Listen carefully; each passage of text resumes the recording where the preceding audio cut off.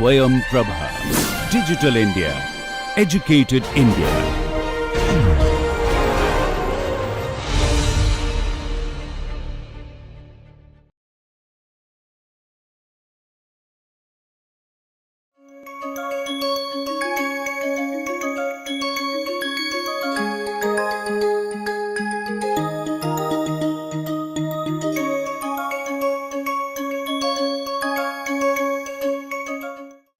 Hello everyone. So in today's class, we are going to be continuing again with the scales of turbulent motion and focusing on the Kolmogorov spectra. So in the last class, what we did was we started with the 1D spectra, which was derived from the autocorrelation function for isotropic turbulence. So that applied only to isotropic turbulence. It was basically done in order to get a better understanding of how the spectra are related between the 1D spectra and the energy spectrum function. So the energy spectrum function contains the energy in all the directions, right? But the 1D spectra, we are only talking about the longitudinal direction or the transverse direction. E11 for the longitudinal direction and E22 for the transverse direction. So that would be related to the longitudinal autocorrelation function or the transverse autocorrelation function. And E of kappa would be the total, sort of like a 3D spectra, except it is a function of a wave number magnitude. Now, here what we are going to do is we are going to be focusing more on E of kappa. Obviously, we'll come to the 1D spectra in today's class as well. But we're going to start with what is called the Kolmogorov spectra, as in based on the Kolmogorov hypothesis, can we come up with a function for the Kolmogorov spectra? Can we see what is called a model spectra looks like? So according to the Kolmogorov's hypothesis, in any turbulent flow, again at a sufficiently high Reynolds number, because all of this applies only when the Reynolds number is really high, the high wave number part of the velocity spectra, it adopts universal forms, isn't it? That was one of the first hypotheses laid out by Kolmogorov, as in all the large scales are anisotropic, they are not universal. They depend on the flow, they depend on the scale of the flow. But after a certain demarcation, some energy containing range, isn't it? Some energy containing range, say 1/6 L0 is how we assumed it at that time. Less than that, all scales are universal. And what? They depend on epsilon and nu. That was his hypothesis, isn't it? And then he further divides it into two ranges. We'll come to that, the inertial subrange and the dissipation range, but we'll come to that. But keep in mind, this is the first hypothesis that he laid out. Like below a certain demarcation, 1/6 L0 as we assumed it at that time, less than 1/6 L0, we have scales that are universal equilibrium range as we called it. We'll show it in a schematic as well in today's class.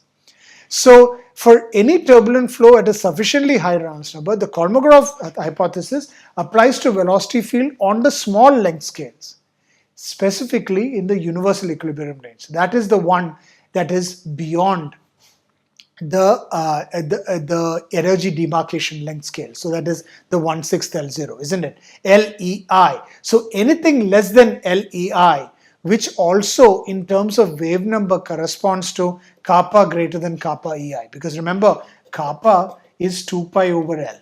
That's how they are related. So higher the length scales, lower the wave number. So large length scales correspond to lower wave numbers, and small length scales correspond to larger wave numbers. So you have kappa greater than kappa EI, which is basically equal to 2 pi over LEI. So larger than kappa EI, you have the universal equilibrium range, or less than LEI, you have the universal equilibrium range. Both mean the same thing. Now, there was also, the next was a local isotropy hypothesis, as in the velocity statistics pertaining to the universal equilibrium range are isotropic, and this again corresponds to kappa greater than kappa EI. This again corresponds to kappa greater than kappa EI or L less than LEI, isn't it? So that is the local isotropy hypothesis. Now, according to the first similarity hypothesis, velocity statistics pertaining to the universal equilibrium range have a universal form that is uniquely determined by epsilon and nu. It only depends on the dissipation rate and the viscosity.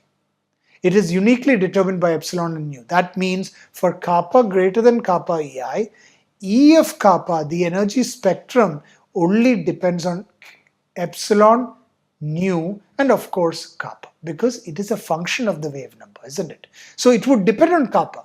Throughout the range, it depends on kappa. We saw a model spectra earlier where it depended on kappa squared, isn't it? If I go back, it depended on kappa squared, it depended on kappa to the minus 5/3.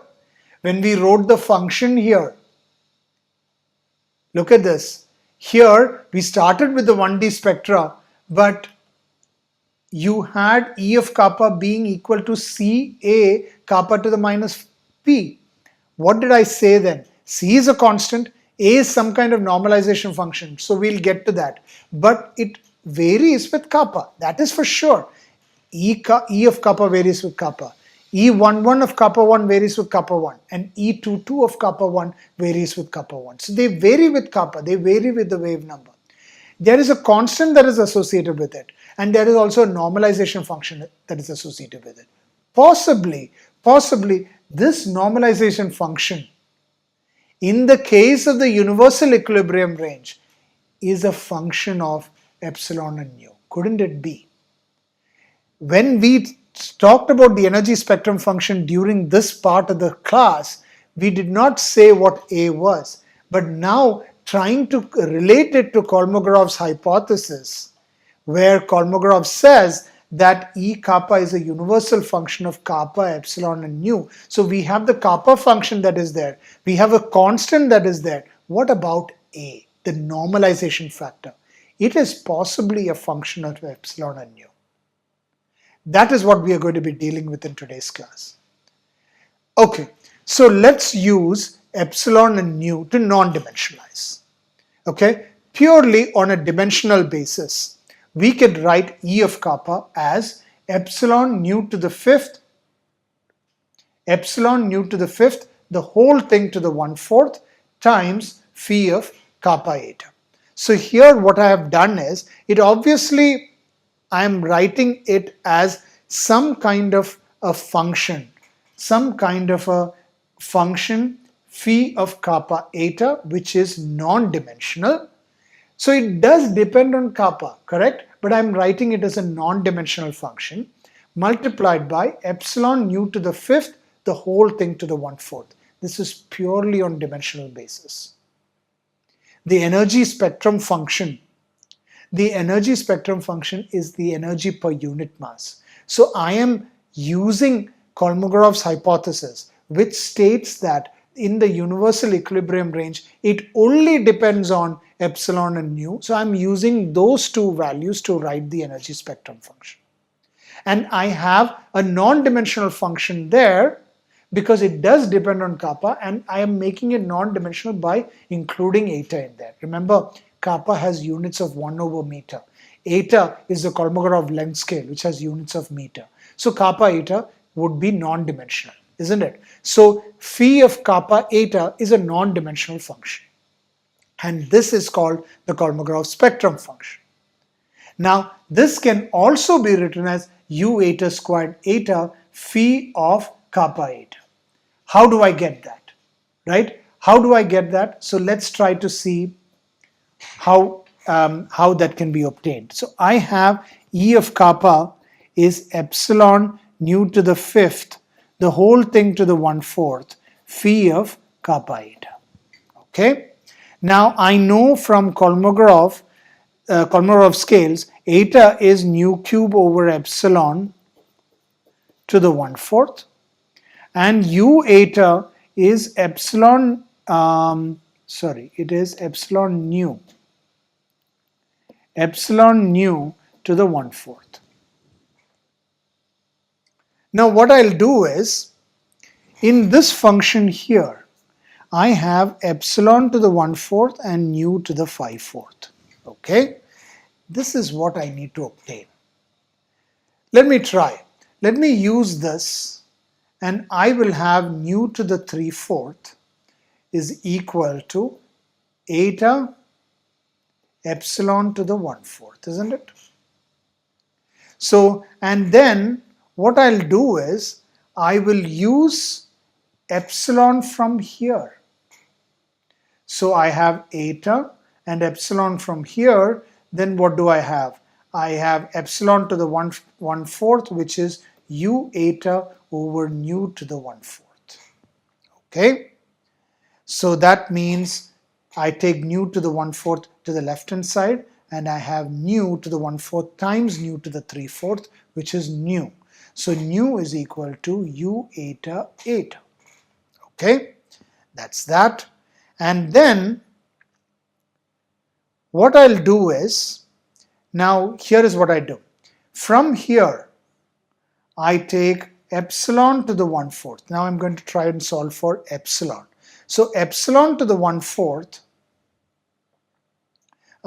So this is again from here. This is again from here. Epsilon to the 1/4 is nu to the 3/4 divided by eta, isn't it?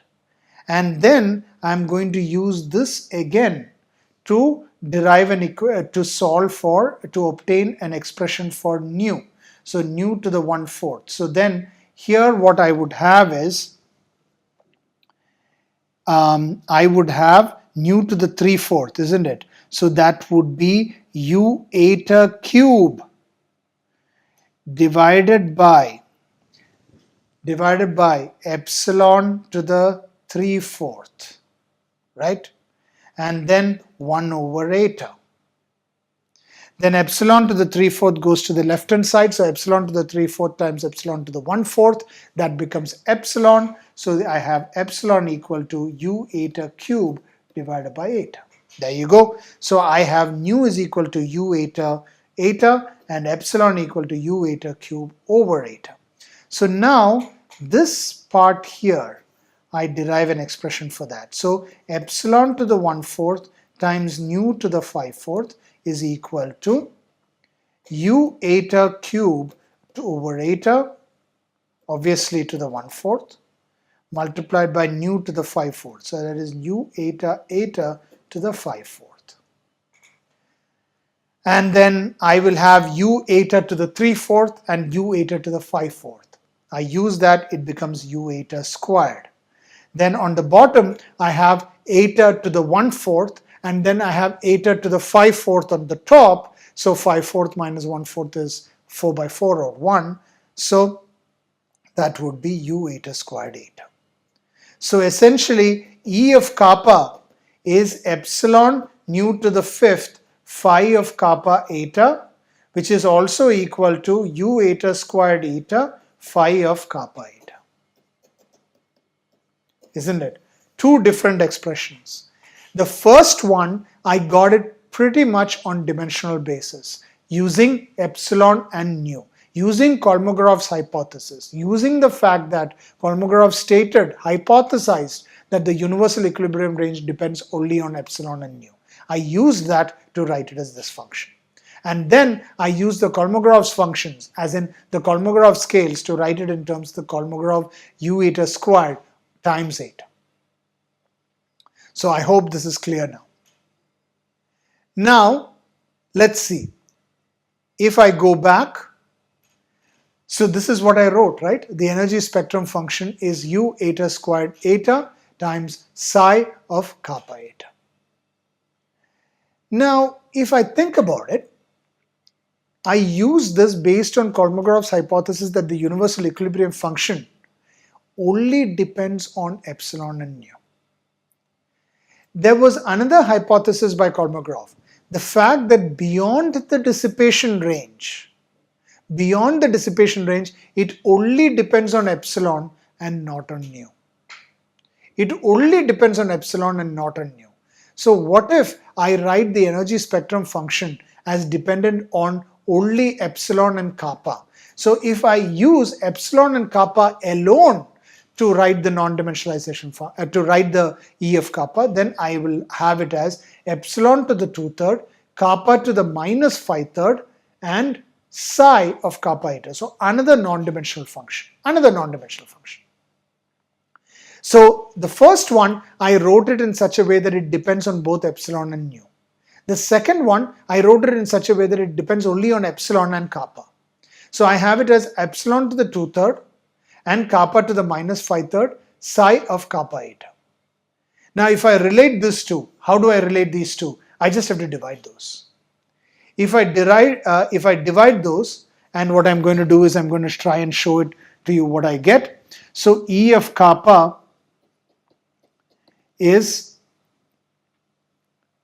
U eta squared eta psi of kappa, phi of kappa eta, and E of kappa is also epsilon to the 2/3 kappa to the minus 5/3 psi of kappa eta.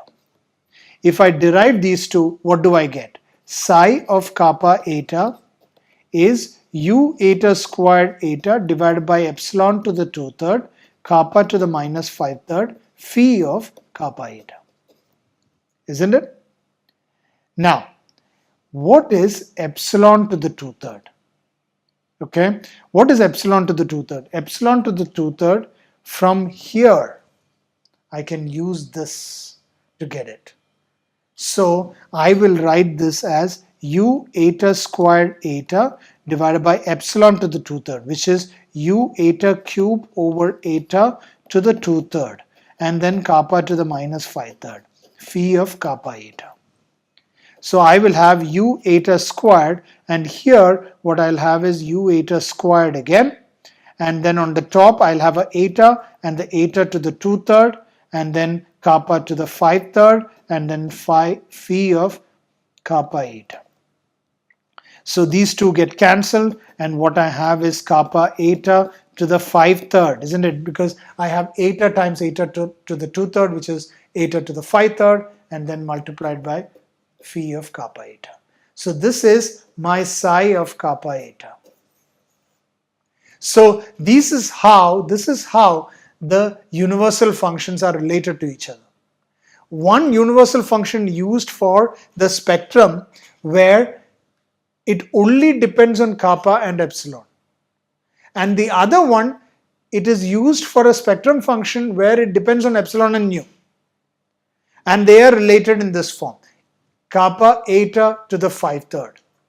So if you think about it, this is what is shown here. The universal functions are related by psi of kappa eta is kappa eta to the 5/3 phi of kappa eta. This is how the two universal functions are related. And this corresponds to the universal equilibrium range.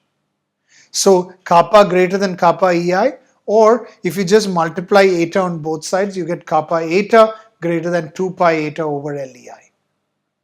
Remember, kappa ei is 2 pi over LEI. That's how I get this from. So this is just multiplied by eta on both sides, and I have kappa eta greater than kappa ei. So what we are trying to say is, beyond that range, and if you write it in a normalized fashion, it is beyond kappa eta, because kappa eta is normalized. So beyond kappa eta, this normalization function is related to the other norm. One normalization function is related to the other normalization function in this form. One normalization function associated with the energy spectrum function that only depends on epsilon, whereas the other depends on both epsilon and nu. That's it. Okay, that is what we derived here. And this is the schematic that I was talking about. This schematic, if you see here, I have the energy containing range on the low wave number side, and that is, I have the highest wave number, which is kappa 0, which is 2 pi over L0, isn't it?